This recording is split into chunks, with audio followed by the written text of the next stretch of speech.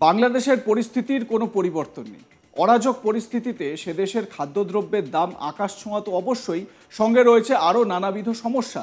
ভারতের বিরুদ্ধে সে দেশের মৌলবাদীদের একটা বড় অংশ বিভিন্ন সময় বিভিন্ন ধরনের মন্তব্য করেই চলেছে।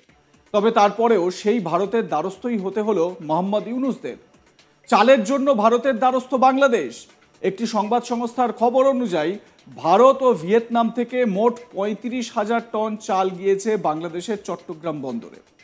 বাংলাদেশের খাদ্য মন্ত্রকের তরফে একটি বিবৃতির মাধ্যমে বিষয়টি জানানো হয়েছে। এর মধ্যে ভারত থেকে গিয়েছে ২২,৫০০ টন সেদ্ধ চাল এবং ভিয়েতনাম থেকে গেছে ১২,৫০০ টন সেদ্ধ চাল। উল্লেখ্য, সম্প্রতি পাকিস্তান থেকেও ৫০,০০০ টন চাল আমদানি করেছিল বাংলাদেশ। মনে রাখতে হবে, শেখ হাসিনা বাংলাদেশ থেকে বেরোনোর পর বিভিন্ন বিষয়ে সেই দেশের অন্তর্বর্তীকালীন সরকারকে পাকিস্তানের কাছাকাছি আসতে দেখা গিয়েছে।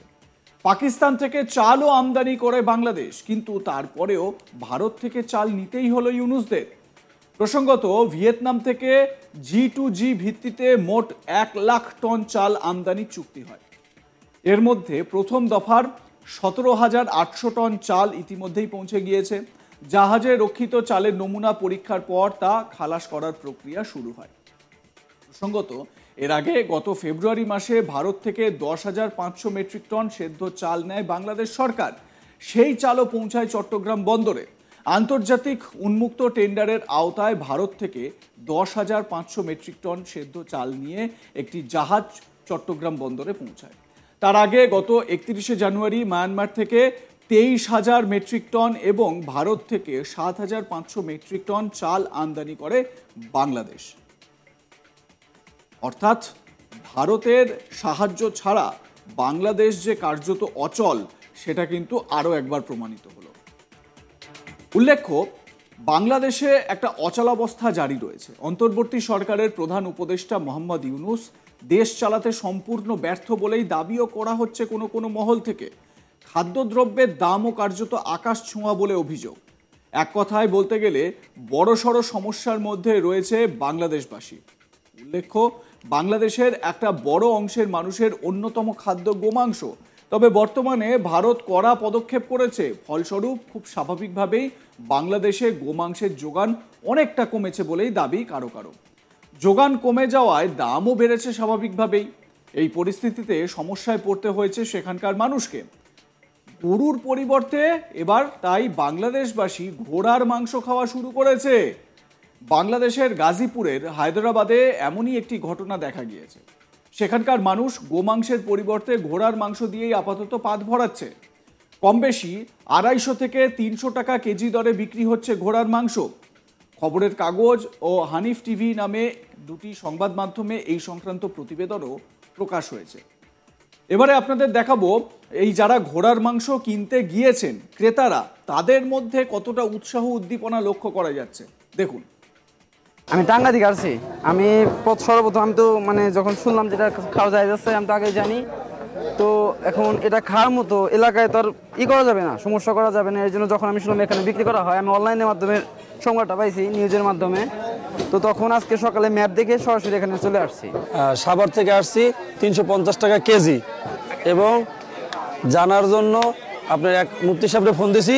উনি বসলে খাওয়া ঠিকই জায়েজ আছে, কিন্তু মাখলুক আর কি। ফেসবুকের পেজে দেখছি, দেখে আসছি। এখানে আইসা টোকেন নিতে হয়।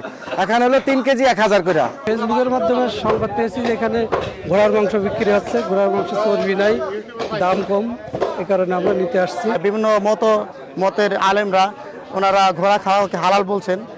এই কারণে মানুষ এই ঘোড়া খাওয়ার জন্য, ঘোড়ার গোশত খাওয়ার জন্য এখানে আসছে। এবার খাইছি তো, আজকে যদি নেই ইনশাল্লাহ 3 বার হবে। আর আজকে আমি ইনশাল্লাহ 15 থেকে 20 কেজি এটা নিব। ঘোড়ার মাংসের যদি স্বাদ নিয়ে বলি, তাহলে এটা আমার কাছে গরুর মতো লাগছে, কিন্তু গরুর থেকে একটু বেশি মজা লাগছে। আমাদের বাসায় যেটা রান্না করছে ওটাই বেশি মজা লাগছে। অন্যরা কীভাবে রান্না করে এটা আমি জানি না। কয় কেজি ঘোড়ার মাংস কিনলেন আপা? 3 কেজি। 3 কেজি কত নিচ্ছে? 3 কেজি 3 কেজি নিল 1000 টাকা। 1000 টাকা। আগে কম ছিল, আমি কম দেখে আসছি। আগে কি খাইছেন আপনি ঘোড়ার মাংস? কখনো খাইনি, এই ফার্স্ট। রুচিতে কোনো সমস্যা হবে না? আমি তো জানি না, আই ডোন্ট নো, এই ফার্স্ট। তারপর দেখি, এখন তো মানুষের চাহিদা বেড়ে যাওয়াতে ও দাম বাড়ায় দিছে। আগে তো কম ছিল দেখলাম। কোথা থেকে আসছেন আপনি? আমি আসছি মূলত ঢাকা থেকে একটা সার্ভে কাজে আসছি, তো জরিপের কাজে। তখন দেখলাম যে এখানে আপনার এরকম ঘোড়ার মাংসের দাম বিক্রি করছে। তো যেহেতু ফ্রিল্যান্সার, ভাবলাম তাহলে নিয়ে যাই, এই কারণে আসলাম। এসে ওরা আবার টোকেন দিয়ে দেয়, সিরিয়াল দিয়ে দেয়। সকালবেলায় আসছি 55 নম্বর সিরিয়াল, এখন নিয়ে যাচ্ছে আর কি। যেহেতু এর আগে খাননি আপনি ঘোড়ার মাংস, তাহলে এখন মানে সমস্যা হবে না?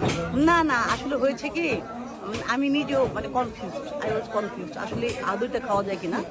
তারপর যখন হাদিস দেখলাম, তারপর ইউটিউব দেখলাম, দেখার পর দেখলাম না, ওলামা ইকরামরা বলেছে এটা খাওয়া যাবে। আমার হুজুর পাক সাল্লাল্লাহু আলাইহি ওয়াসাল্লাম, আমার সাহাবারা খেয়েছে।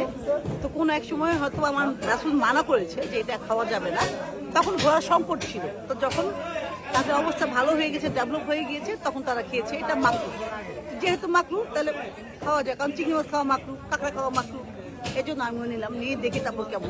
আমাদের দেশে তো যে সকল জিনিসের চাহিদা বেড়ে যায়, মানুষ কিনে বেশি, ক্রয় করে বেশি, সেগুলো দাম বেড়ে যায়। এই ক্ষেত্রে তো তাই হয়েছে। 200 টাকা, 250 টাকা, এখন দেখেন মানে 350 টাকা। ক্রেতারা যে বেশ আনন্দেই ঘোড়ার মাংস কিনছেন এটা বোঝা যাচ্ছে। এবার বিক্রেতারা কি বলছেন? তারা বলছেন ইতিমধ্যেই ঘোড়ার মাংসের খুবই চাহিদা দেখা গিয়েছে, এমনকি চাহিদা অনুযায়ী যোগান দেওয়া যাচ্ছে না বলেই দাবি বিক্রেতাদের। এবার শোনাই ঘোড়ার মাংসের বিক্রেতাদের বক্তব্য। আমার বন্ধু নুরুল্লাহ মামুন, উনি দুবাই বেড়াইতে গেছিলেন, ওখান থেকে উনি 2 কেজি ঘোড়ার গোশত আনেন, আমরা খাই। তারপর আমরা বাজার থেকে একটি ঘোড়া ক্রয় করে আমাদের বাসায় জবাই করে ওটা খাই। তারপর থেকে আমরা চিন্তা করি যে এটা বাণিজ্যিক আকারে করা যায় এবং মানুষ অল্প দামে ঘোড়া গোশত খাইতে পারবে এবং আমিষের চাহিদা পূরণ হবে। যথেষ্ট চাহিদা আমরা পূরণ করতে পারছি না। আমরা চাই যেন প্রত্যেক জেলায় একজন করে উদ্যোক্তা দাঁড়ায় যে ঘোড়ার মাংস বিক্রি করবে এবং মানুষ পর্যাপ্ত পরিমাণ এবং সহজে মানুষ নিতে পারে। আইনগত কোনো এটা বাধা নাই। এটা যেহেতু শরীয়তে এটা আল্লাহর স্বীকৃত হালাল, মুহাম্মদ সাল্লাল্লাহু আলাইহি ওয়াসাল্লামের নির্দেশনা আছে। এখানে পৃথিবীর 700 কোটি মানুষ বিরোধিতা করলেও এটার বিরোধিতা হবে না, এটা হালালই থাকবে। আমরা তাকওয়া এগ্রো খামার করেছি, এখানে ব্যাপকভাবে লালন পালন করব এবং সারা দেশে এটার উৎসাহ আমরা বাড়াবো যাতে ঘোড়া প্রাণী সম্পদ হিসেবে স্বীকৃতি পায়। আমরা সকালবেলা ঘোড়াগুলো জবাই করি এবং এইখানে টোকেন সিস্টেম করছি। সবাই টোকেন নেয়, নেওয়ার পরে আমরা অতিরিক্ত গোশত কাউকে দিই না। আমরা 3 কেজি গোশত করে একটা পরিবারকে দিই। একটা ঘোড়ার মধ্যে মাংস হয় নর্মালি 70 কেজি, 80 কেজি আর 120 কেজি পর্যন্ত আমি পাইছি। এবং আরেকটা জিনিস খেয়াল রাখি আমি, সেটা হলো যে এই গোশত যেন কোনোভাবেই গরু গোশত করে যেন না চালাতে পারে, এটা আমি সবসময় চেষ্টা রাখি যাতে এই ইটা যেন না হয়।